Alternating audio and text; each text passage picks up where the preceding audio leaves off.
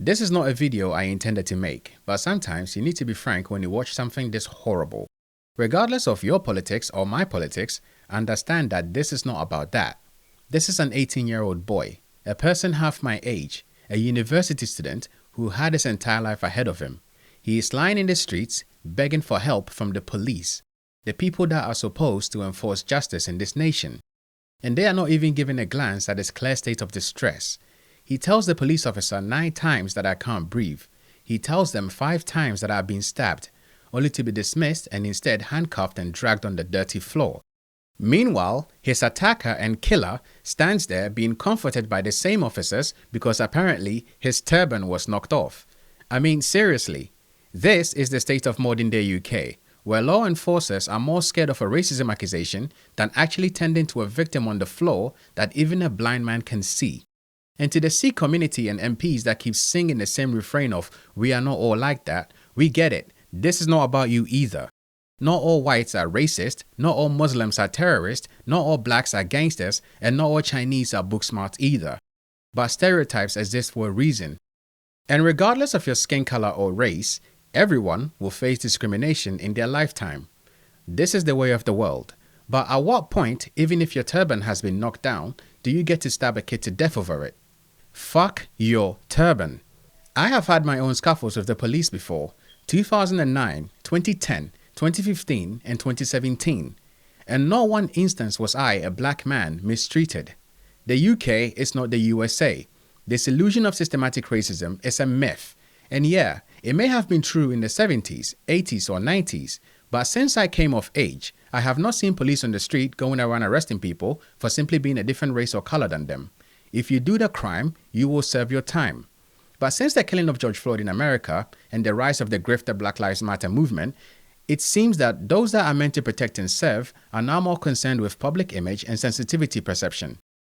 And before you start telling me about how Kemi Badenoch has been making the same point, understand that she was the Equalities Minister at the time when all this rot was coming into force in this country, under Boris Johnson. And what did she choose to do about it apart from posting social media clips to own the libs and grandstand in Parliament to build a profile? She is not the solution here, simply a part of the problem.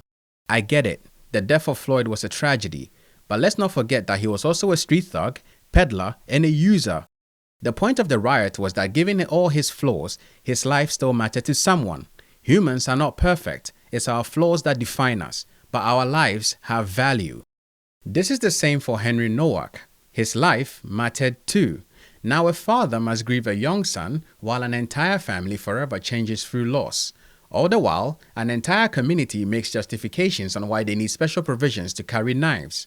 So if I grow my beard and start wearing a turban, do I get to carry knives now? Or is it just a hoodie and tracksuit that makes carrying a blade in public illegal? Well, it might just be the fashion then. But I have never seen someone with a weapon on them that has never considered using it when provoked. We live in the UK. There is no justification for anyone to carry blades and knives around. There is enough death in the black community to reinforce this point. So why is it okay for some, yet you claim that there is no two-tier justice? What a fucking joke. Mark Duggan was shot in 2011 for carrying a gun on him by the Metropolitan Police. London and most of the UK burned and rioted. No one was making blanket statements about people involved being racist and far right then.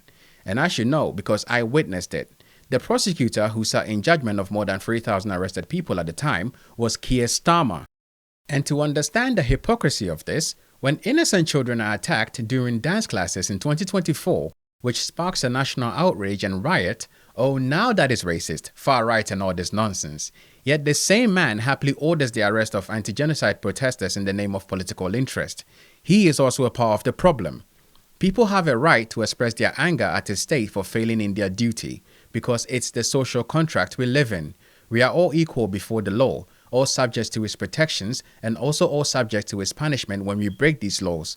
So again, at what point is it okay for people to have protector status in the name of race or religion? Then at that point, what is the point of your law? I've had my own scuffles for discrimination before. Most of those same people I regard as friends now. Some I have never seen again. But regardless, it never gave me justification to take a life. That is not the culture of the UK. And it's about time that we all acknowledge that, because until then, all we are doing is allowing for the buildup of rage, the spirit of division, tribalism, and hatred. Understand that Henry Nowak is also someone's child. Next time it could be you, your friend, family, and loved ones it happens to. Either we are all equal before the law, or no one is. Enough of this preferential treatment for some and throwing the book at others. All that leads to is chaos at a time when we need unity. Rest in peace, Henry. You never deserved this.